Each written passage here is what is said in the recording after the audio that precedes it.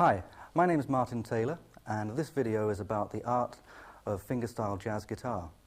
Let's start off by getting in tune.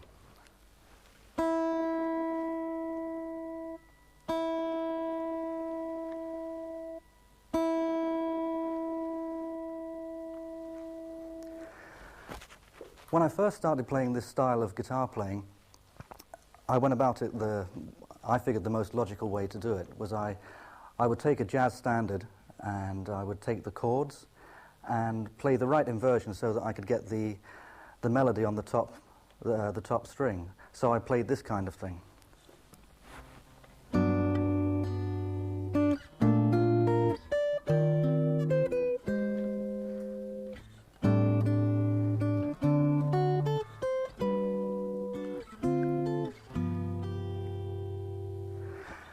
And that's okay, but it's not really very interesting. So I listened to quite a few orchestrators like Nelson Riddle, and I noticed the way when they orchestrated, they had lines going through the whole time. So I'd have the bass part and the melody on the top, and I started to move around the lines a little bit in the middle. So we got more of this kind of thing.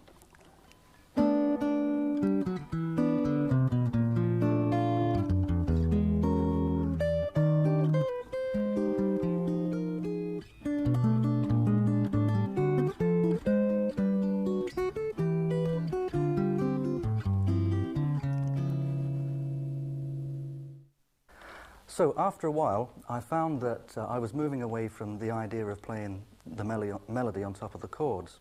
And what was happening was it started to split into three parts. I found that I was always playing bass, chords, and melody. And the tune that I started with, I opened out with, was a Gershwin tune called I've Got Rhythm. Now that was a little bit complicated, but it's actually a good way to demonstrate this style of having three parts going at once. So I'll kind of break it down for you, and we'll get playing anyway. This is I Got Rhythm, and we start out with the melody. So we've got a very simple melody here.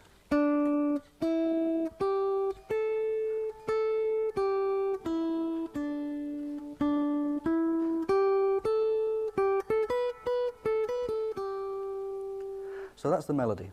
The bass line, let's start out with, this is very basic. Now the bass line goes,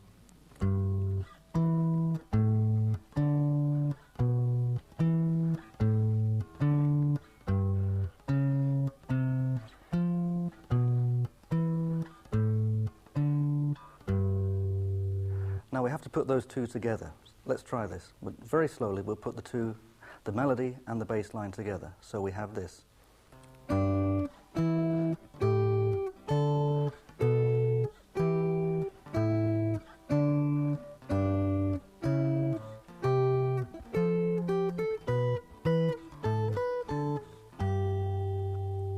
Okay, what I've got to do now is get the bass to be like a walking bass line, like you hear a double bass player playing jazz groups. And we're going to fill in the gaps here. What we've got to do is to make a 4-on-the-bar walking bass line. With these notes in between, we're going to put passing notes, so they can either be a semitone up or a semitone down. So instead of playing this,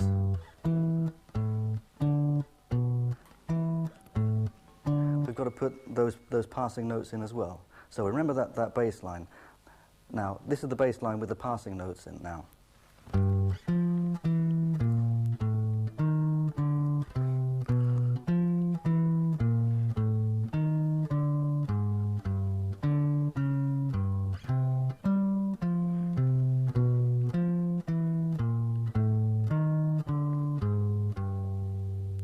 Now we have to come back to the melody again. So we've got this new bass line with the passing notes, and let's bring in the melody.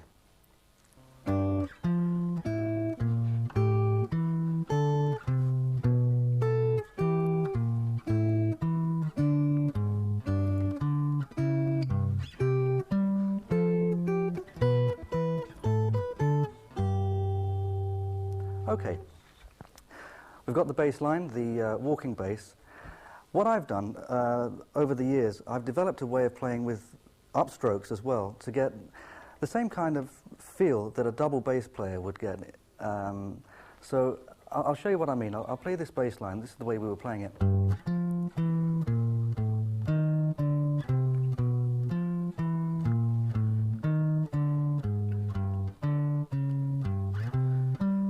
Now we want to get a bit more feeling into this, so let's get some of these upstrokes. You'll hear it.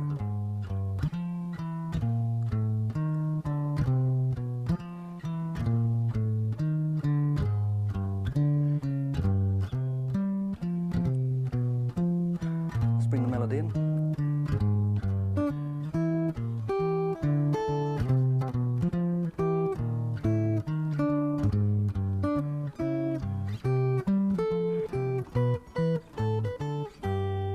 Okay. Now we need to get the middle part. We want the chords in the middle. Now it's not necessary, it isn't necessary to play large chords. We can give the impression of this sounding a lot bigger than it is just by choosing the right notes. Really, I'm not playing the whole chord, I'm playing maybe just 2 notes out of the chord. Very often it's the 3rd and the 7th of the chord. So if these are the chords, we have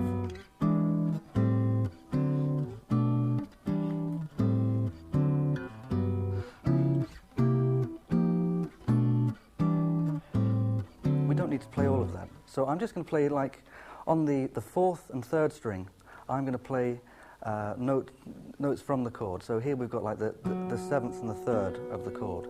So it's more like this.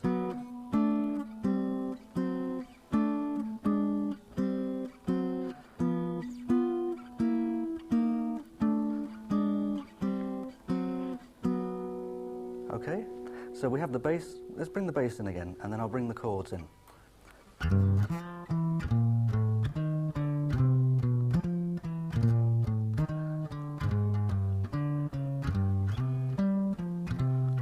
Now here's the chords comping.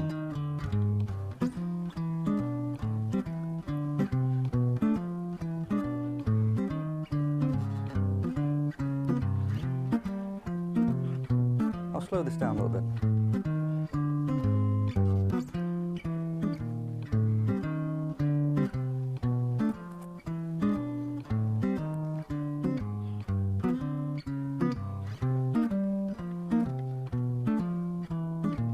Take it up to tempo.